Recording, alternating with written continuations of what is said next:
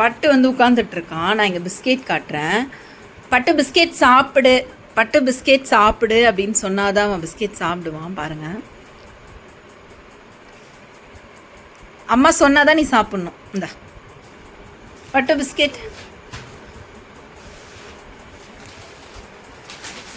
நான் சாப்பிடுன்னு சொன்னாதான் நீ சாப்பிடணும், சரியா?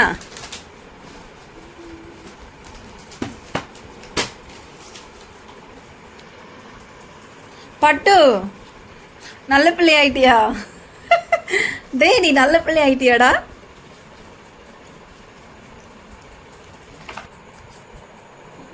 நான் சொன்னாதான் நீ இந்த பிஸ்கெட்டை சாப்பிடணும், சரியா?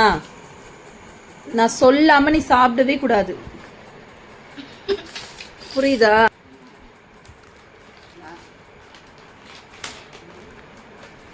சாப்பிடு.